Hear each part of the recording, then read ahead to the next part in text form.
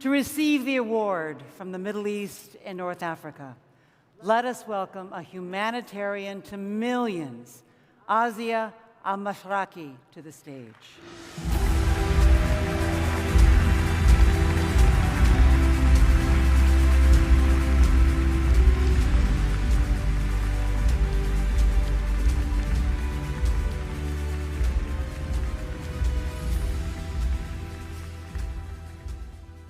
So our second laureate from the Middle East and North Africa is, as you saw in the video, Asya Almashreqi from Yemen.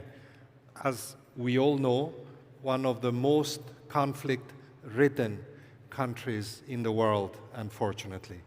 And what I think is very, very significant in this recognition is that against the backdrop of this terrible conflict that doesn't seem to ever end, Asya built a project, built an initiative, or more than one initiatives, to bring education to people.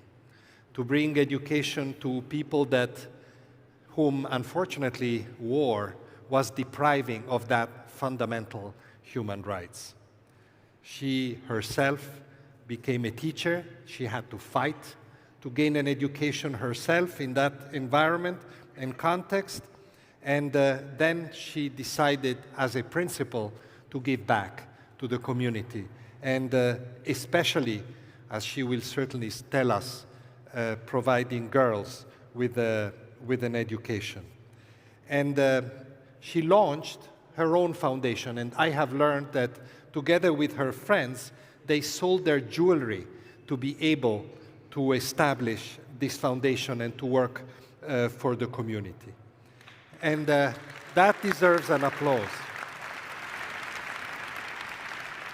And as we heard, I can't remember if it was Anne who said it or the video that said it, her initiatives was able to reach up to 2 million people.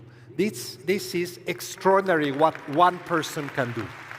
Congratulations, Mabruk. This is very small what we can give you compared to what you have done.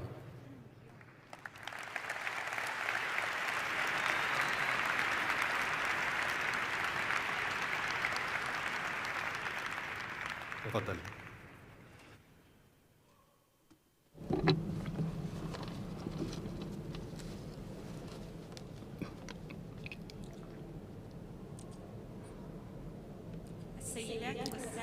Ladies and gentlemen, it is an honor to stand before you as a Nansen regional winner for MENA, to be recognized along with my team for our efforts in the humanitarian field. This precious award represents a significant milestone in my professional career and my personal life. When I was young, I dreamt of a world in which women would actively participate in the development of my beloved country, Yemen. But the social conventions, economic situation, and limited opportunities of that time meant that I struggled to overcome obstacles, as many girls did, to get an education. Thankfully, my father and mother viewed education as the most important right, and they became the companion of my success. I still remember the conversations between us and my father's words of encouragement. He helped me face and overcome many difficulties when I decided to continue my studies at university. His support shows how men can play an essential role in empowering women to achieve a better future for themselves and their society.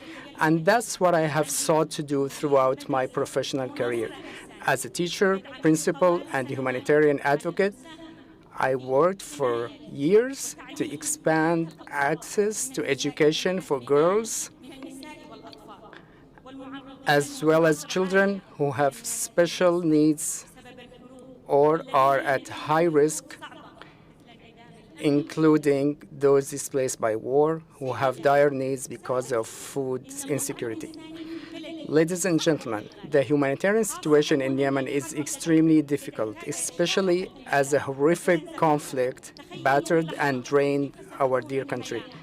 Imagine for a second how life would be without water, electricity, food, education, and health for millions of displaced people, many of whom are women, children, and elders. My friends and I started the Sustainable Development Foundation in response to this devastating war.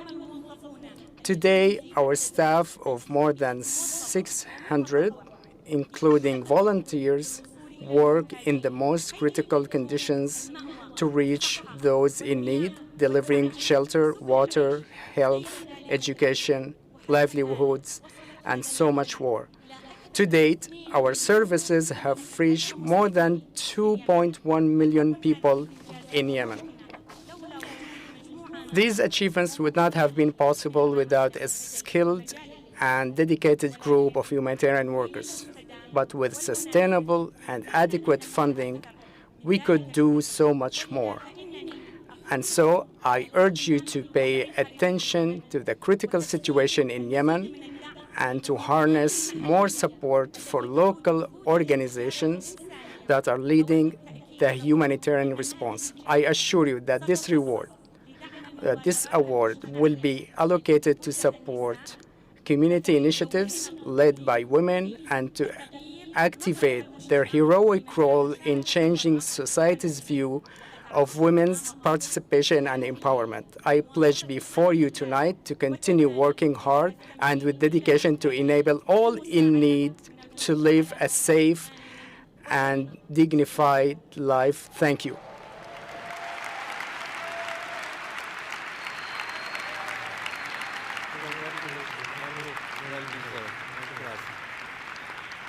Thank you, Asia. Thank you.